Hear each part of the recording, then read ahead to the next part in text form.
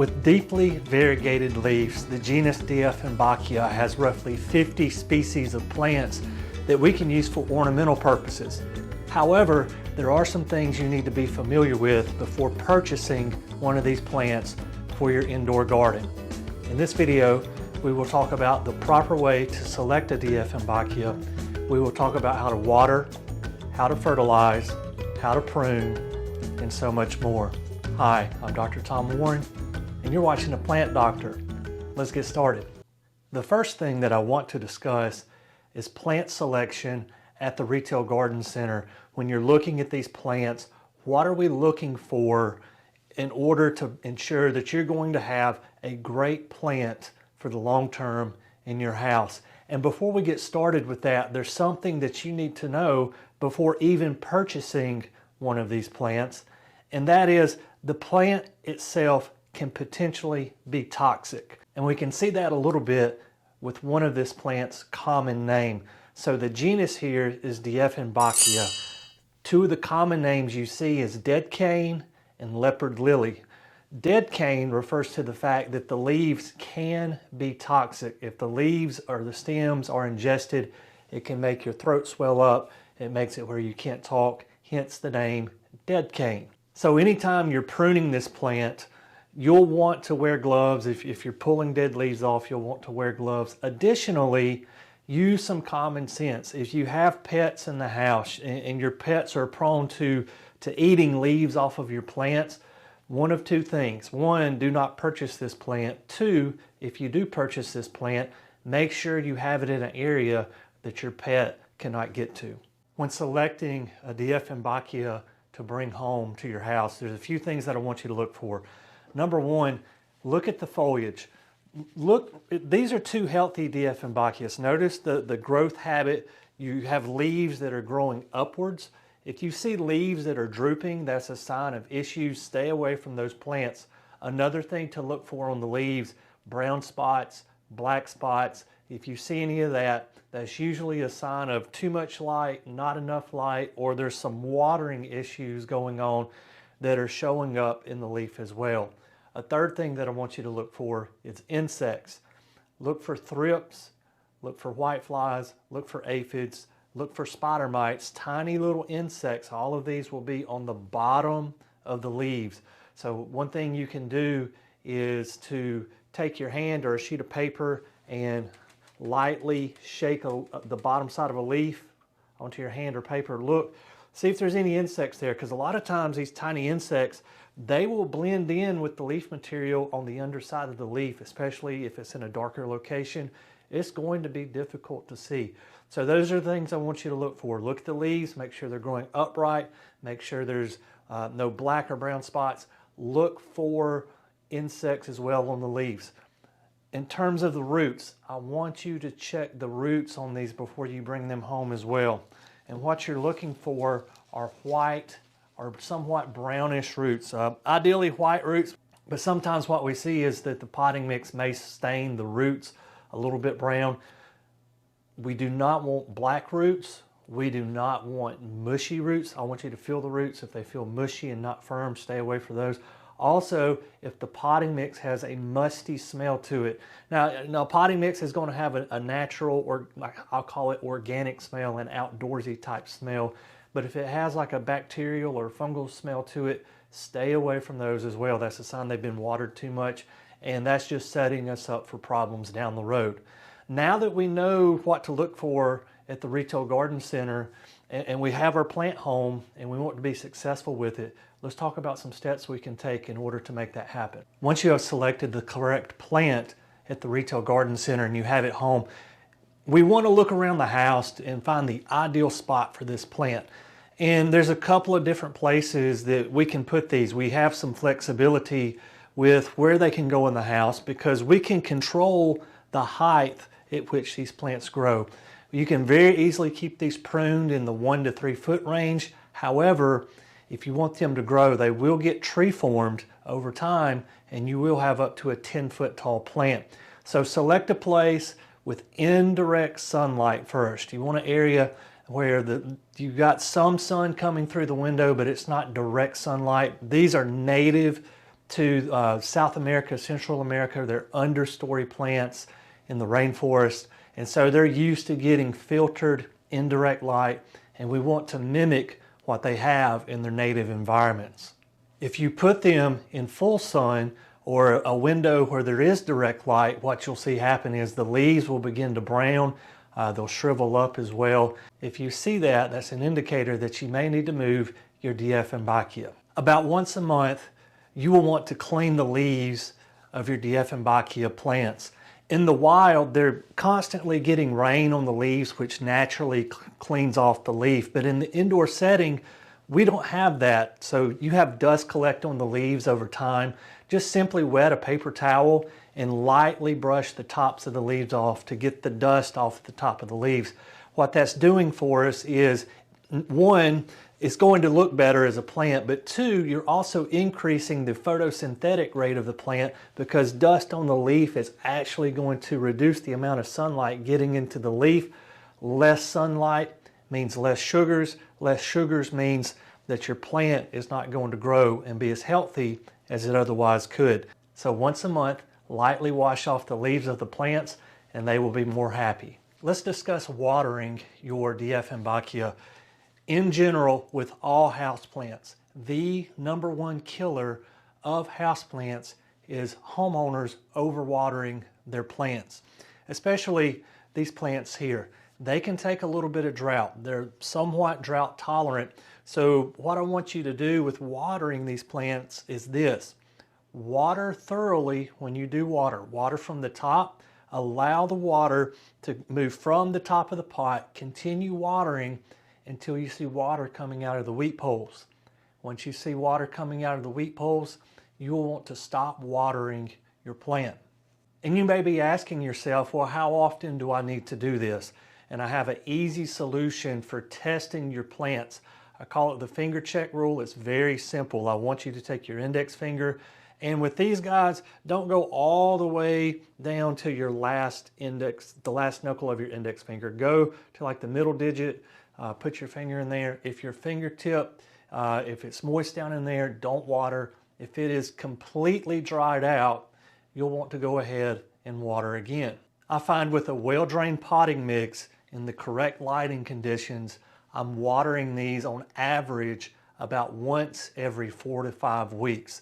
It may be a little bit different for you. You may have slightly different environmental conditions, but use that as a gauge for how often you need to be checking your Dieffenbachias to see if they need to be watered. In order to get the vibrant variegations that Dieffenbachia can bring to your home, it's essential that we give it some food every so often so that it will be healthy and that you can enjoy it as well. Now, the fertilizers that I prefer for all of my indoor plants, I prefer a slow release 180-day prill. So we refer to the individual balls of fertilizers as prill. And Osmocote has a product that feeds for 6 months. It has all of our macros, NPK in it. It has our micros, those little things that we don't really think about when we buy fertilizers, but they need to be there for our plants to be healthy. Things like sulfur and manganese and molybdenum and magnesium. It has all of it in the right amounts. And so on these smaller pots, these are 6-inch pots, I'm going to put 1 to 2 teaspoons of fertilizer on these going into the early spring. So for me, starting in February, March, I'm going to give them some food, because even though these are indoor plants and they're in indirect light, they can sense the days getting longer, and you'll see them start to want to push out a little more foliage during that time period. And when you see that, that is time to add some fertilizer.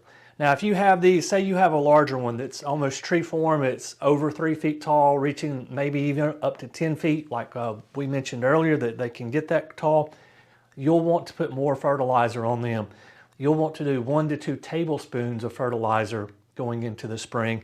And what I've found with these is if you feed them once a year with a granular fertilizer, they're going to be very, very happy. You can use liquid blends on these as well. However, I have found out the interval at which you need to fertilize is more often. You need to fertilize maybe every 2 to 6 weeks with a liquid fertilizer, and that's just one more thing that I have to keep up with. So I like the prills and the fact it's do it once, forget about it, and the plants are always happy. The temperature and humidity that Dieffenbachias prefer are very similar to the conditions that we as humans prefer as well. That's one of the reasons it makes it such a great indoor plant. Dieffenbachias prefer temperatures between 65 and 85 degrees Fahrenheit. For our friends in the rest of the world, that's going to be roughly 18 to 30 degrees Celsius. They also like a slightly higher humidity environment, maybe a little bit more than we're comfortable with. They like 50% or more humidity. They're perfectly fine in 100% humidity. Remember where they're native to, the rainforest of South America and Central America. So they do like warm temps, they do like humidity. And to offset some of the humidity issues, I think with homeowners what we see is we like a lower humidity. We like our homes to be 40-ish% humidity. Once you get up into 50%, it starts to feel muggy in your house. So how can you provide the humidity levels for these indoor plants, but yet keep you and your family comfortable as well? So I have a few tips for you here. And the first one you can see here on my left.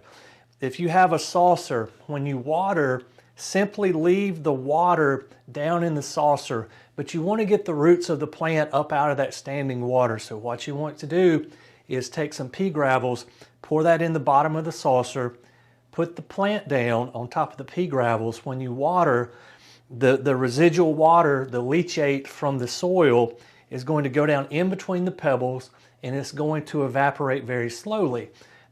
That does a few things for us. That increases the humidity around the plant.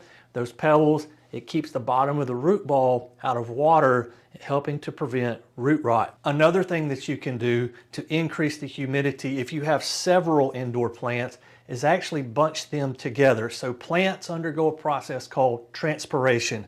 This is how they, I'm going to say in quotations, sweat. So as your plant is releasing oxygen into your home, it's also releasing water vapor as well. So there's tiny holes in leaves called stomata, and this is for gas exchange. So they're taking in CO2, they're letting out water vapor, they're letting out oxygen as well. If you group the plants together, you're creating an area of transpiration where you're going to have slightly higher humidity in that area as compared to the rest of the house. A third option that you can do is simply take a small bowl or a small container, fill it with water, group your plants around it, and as that water evaporates, you're going to have slightly higher humidity around those plants as well. So those are some options if you're having humidity issues with the indoor plants. So whether it's Dieffenbachia or other indoor plants, those are several options that you can use to increase the humidity around your plants while not suffocating out the rest of the family with super high humidity throughout the rest of the house. Other issues you need to have on your radar for Dieffenbachia plants, there's really two things that I want you to look for. Every so often, take your plant out of the pot and just check the roots just like you did at the retail garden center before you bought it. Make sure you don't have black, mushy roots. Make sure that the potting mix smells fresh. It doesn't have a rotten smell to it. That's just an indicator for us to make sure that we're not giving it too much water, because remember what I said earlier, the number one cause of plant death with indoor plants is homeowners watering them too much. So just every 3 to 6 months, just take it out and look at it. Another thing you're going to see, these leaves will naturally mature and yellow and die. Now, if you're seeing black leaves or brown splotches on the leaves, that's an indicator that something's off. But if you're just seeing leaves slowly fade out, turn to a yellow color, that is completely natural, which brings us to our next topic, which is pruning. So with pruning Dieffenbachia, you can prune these at any time of the year. And really, we're pruning for two things here. We're pruning to remove those yellowed leaves I have just talked about. So anytime you see a leaf that's yellowing, you can simply take a pair of scissors and remove that leaf. Now remember, when you do this, you may want to wear some gloves because the sap in this can be toxic to some people, and then dispose of it in the trash can. Don't leave it laying around anywhere. And the other thing we want to prune for is height. So as your Dieffenbachia mature, what you'll see is it's going to have a cane-like growth habit. You'll see rings, just like on something like bamboo, and these shoots will pop up. And if you don't want your Dieffenbachia to get really tall, once you start seeing canes, and they'll come off almost like what I call wild hairs. There'll be one shoot off this way and one shoot off this way. You can simply prune those back and keep it nice and full like you see here. Or if you want a tree form, just select one of those canes that are coming up, remove the rest of them, and then take a stake, put it in the pot, train that one runner or that one wild hair up the stake, tie it off to the stake every so often so that it'll grow straight. And over the years, you're going to have this small bush form plant turn into a gorgeous tree. So if we're growing this into a tree, or if you have it in a shrub form for several years, that brings us to our next topic, and that is soil mixes for Dieffenbachia, because eventually you will want to repot your plant into a larger pot. So right now these are in 6 inches. I showed you the roots earlier. They could probably be transplanted now into an 8-inch or a 1 gallon. I'm going to let them sit for a few months. I just bought these plants. They've been through enough stress already. They were at a wholesale facility being grown. They were shipped in an 18-wheeler to the retail garden center, sat on a shelf there. I brought them home to a new environment. So I'm just going to let these hang out for a little bit, get used to this new environment, and then I will bump them up into the next pot size. The potting mix that you want to use needs to be something that's light and airy. We don't want something that's going to hold just a ton of water. If you want to make your own potting mix, I'll tell you what I do. I'll also leave a link down in the description below. If you just want to pick some up real quick and have it delivered to your front door, you'll have that option as well. But a good starting mix for Dieffenbachia is going to be 1 part pine bark nuggets, 1 part peat moss, 1 part vermiculite, 1 part sand. That's a very light. The sand's going to give it some weight so that as your plant grows, it's not getting top heavy, but it drains really well. All those things drain really well. The peat's going to hold on to a little bit of water, which we want, but we want the majority of the excess water to drain through the bottom of the pot, through the wheat poles, so that we're not getting root rot on these plants. They can take some drought. So it's important to get the soil mixture right on these plants as we continue to bump them up from, say, a 6 to a 1 gallon, a 1 gallon to a 3, and so on and so forth. I have found over the years of creating these YouTube videos that sometimes I learn stuff from you guys, the viewers. So if you have a tip, trick, or hack that you use on your Dieffenbachias, please leave those down in the comments below. I'm always looking for some sort of tip or trick. Hey, try this, try that. And I'm willing to give something new a try. So if you have something, let me know about it. Guys, as always, thank you for watching The Plant Doctor. And until next time, happy gardening.